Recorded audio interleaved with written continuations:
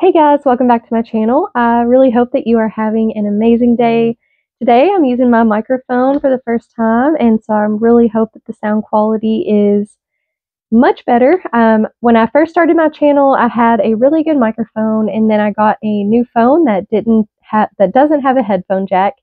So I was looking for a Bluetooth microphone. I bought one previously, did not like it. And then an awesome subscriber sent me some money to help me buy a better one. So here it is. I really hope that the sound quality is much better for you guys.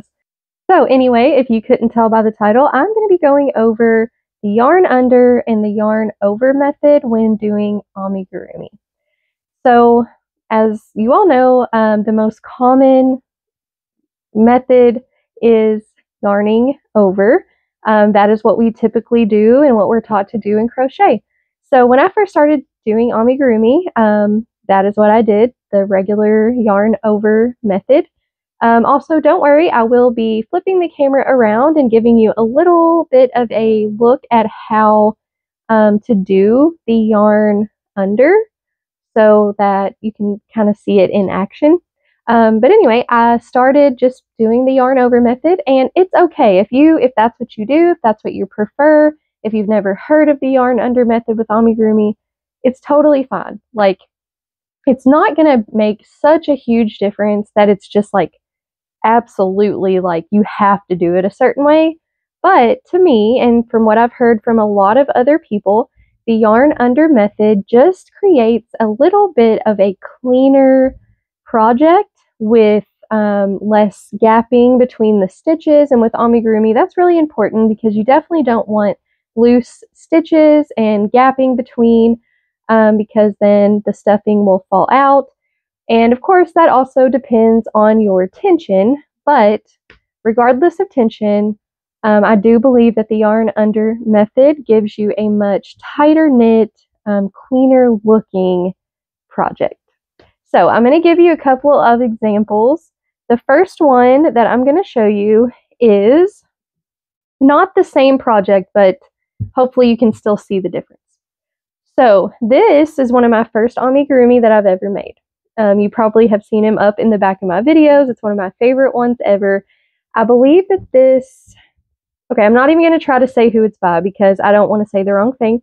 I will look it up though, and I will link it below if you're interested in making this. However, you can tell it's one of my first ones because I didn't really fill it enough with the polyfill. It's a little bit under filled. And then also, I just want you to look, hopefully, there we go. I can't hold it up too close, but I used the regular yarn over method when making this, and it looks good. It's fine, but you can see there's some gapping between the stitches, but overall, it looks pretty good. Now I'm going to show you one of my more recent amigurumi. Now this is using the Bernat Forever Fleece Finer, which is a 5-weight, and this is using the Bernat Chunky, which is a 6-weight. But I think you can still tell the difference. So if you look at this one, there is practically no gapping between the stitches, and it's much more uniform looking. I hope that that is coming off well on camera. Let me see. There we go. I can get it a little closer.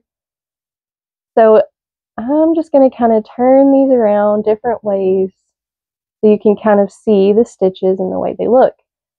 So again, here's some of that gapping between the stitches, and here this one is very uniform. Also, I want you to notice the shape of the stitches. So this is going to be your traditional looking V stitch. So amigurumi is worked in single crochets, and you're going to see that little shape of the V. Now when you do the yarn under method, or yes, yarn under method, look at how the stitches look more like an X. So you have these diagonal lines here, and then behind it you have another line. And I think that, that's what creates that more fuller look, because you are having those X stitches that are, just more full. It kind of pops out there, so it creates just a more even looking texture. I really hope that you all can see that clearly. again, like I said, this still looks fine. If you prefer the yarn over, it's fine. It's totally fine. I'm just saying that for me, I really like the way that it looks when you use the yarn under. Okay, next one. I made these specifically for this video. I do think you can tell, decently well which one is which, but I also feel like this isn't the very best example.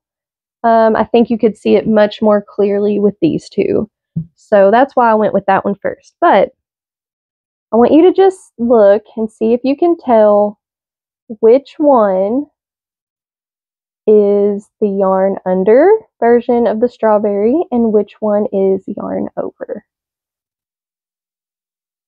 Okay, put your guess in the comments. I think that'll be fun, and then I'll just obviously go ahead and tell you which one. Okay, so let's see if you guessed correctly. This one is yarn over, and this one is the yarn under. So again, they're very similar. It's not going to make a huge difference which one you prefer, but I do think even with these small little strawberries, I think you can see that this one is a much cleaner looking project. You can see that there are some, come on, there we go. A little bit of gapping between the stitches, and that's just because of the anatomy of the stitch when you do the yarn over. It's more of that V. Whereas this one is much more tight because it's more of that X. You can see it really well right there, that X. It just makes it more clean and more tight. So I just very much prefer this method. So I am going to turn the camera around. I'm not making a specific amigurumi pattern at this point. I'm just going to do some increasing stitches in the round like you would do in amigurumi. I'm going to do it, everyone knows how to do the yarn over. We all do that every time we crochet. If you are completely new to crochet and don't know what I'm talking about, definitely go and try to check out a beginner's tutorial on how to crochet. But this is more for people who know the terms, have been crocheting, and at least know, the basics. So I'm just going to be showing you the yarn under method today. So I'm going to flip the camera around and we'll get started. Okay, so this is my first time using this overhead setup. I have used a different one before and got a little bit of a better one, so hopefully this is a good view for you. If not, definitely let me know so I can tweak it and make some changes, but if it's looking good, let me know that too. Alright, so I just have some Bernat blanket here and a 6mm hook. You always, of course, want to make sure you're going down in hook sizes from what the yarn recommends when you're doing amigurumi. So we are just going to make a magic ring like normal. And then we always are going to secure that magic ring with a chain 1. Now I have a tip for working with chenille yarn or with blanket yarn.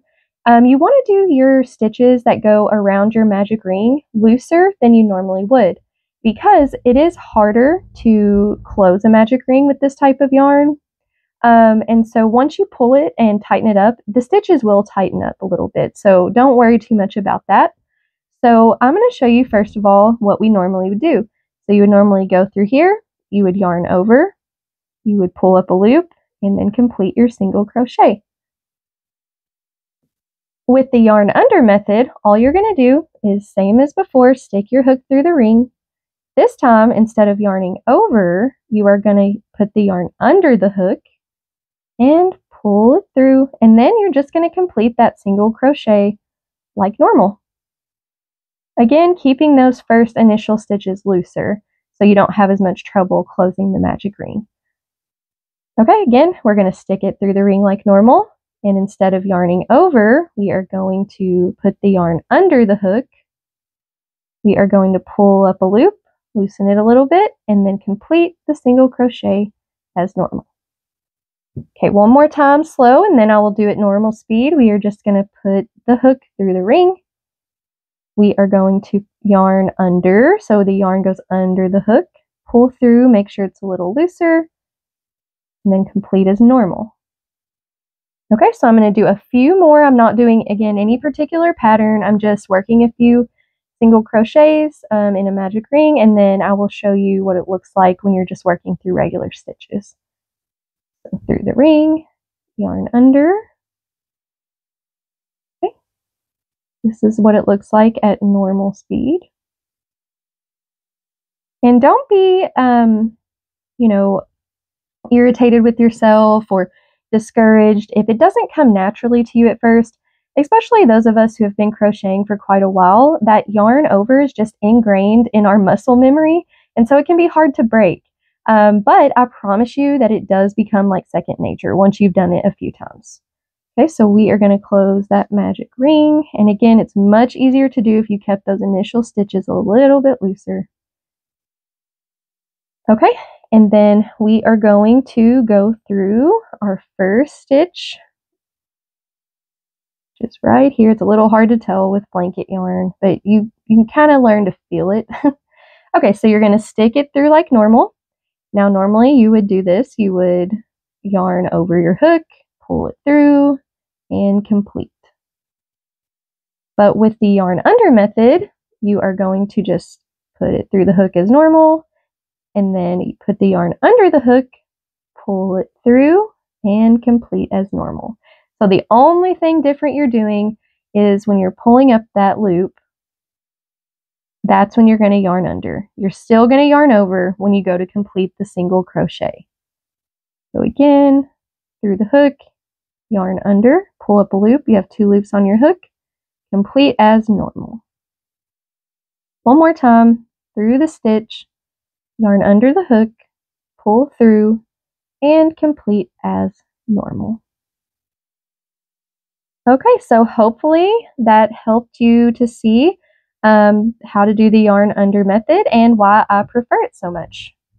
Okay, so I'm curious, now that you've seen the difference and you've seen me demonstrate the yarn under method, do you think you'll try it out? Let me know in the comments, or do you think you're just happy with the regular old yarn over way? Of course, there's no right or wrong answer, it's just what you prefer. So definitely let me know if you're interested in trying it out and seeing how you like it. Leave me a comment. If you have been using the yarn under method over yarn over with amigurumi, let me know that too. I would be super interested to hear what you have to say. And then the last thing I want to share with you today is like a mini haul from Michael's. And it is just one skein of yarn, but I haven't bought yarn in quite a while. So it was actually really fun to go and shop and see what they had that was new. And so this is a loops and threads yarn. It is called multi-marled. It's acrylic. It's 130 yards. It's a size 5 bulky. I can see why they say that because it is marled, which marled, it kind of varies. I think, correct me if I'm wrong, but I think marled means whenever it is, it's like thicker in some places and thinner in some places, and the yarn's just kind of like wound together that way, if that makes sense. But it kind of looks like a 6 to me. I would have thought that this was a 6. It says it recommends a 9mm, and I just loved this colorway. Let me see. These don't have actual color name. Oh, it does. Shortbread is the color of it. Whenever I was in the store, I could not find the color name. It's right there under the QR code. It's the color Shortbread. And I just love this cream base with the pinks and the peaches and this like turquoisey jade color. I just really love that. So I'm working, of course, as an assistant at the primary school up the road, and I am on car duty in the mornings. So I am out there for about 35 or so minutes in the mornings. So when it gets cold, I'm going to need a good warm hat that's not itchy.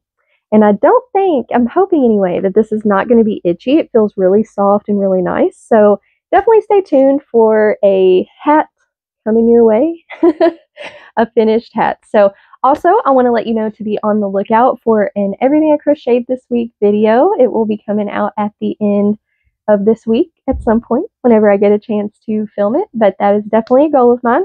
And before I go, I want to share a quick Bible verse with you.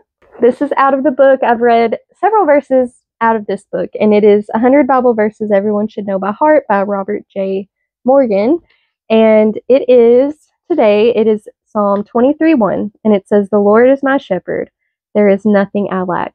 So such a short verse, but a really, really powerful one, because when we think of the Lord as our shepherd, He's leading us, He's guiding us, He's taking care of us like a shepherd would his sheep.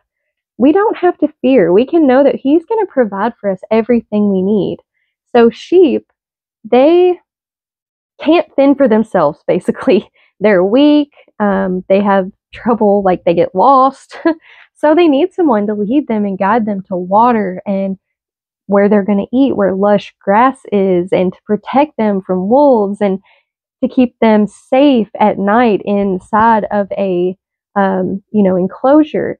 And so I really love this verse and how it reminds us that the Lord is that for us, that He's going to provide what we need. Not always everything we want, but everything we need.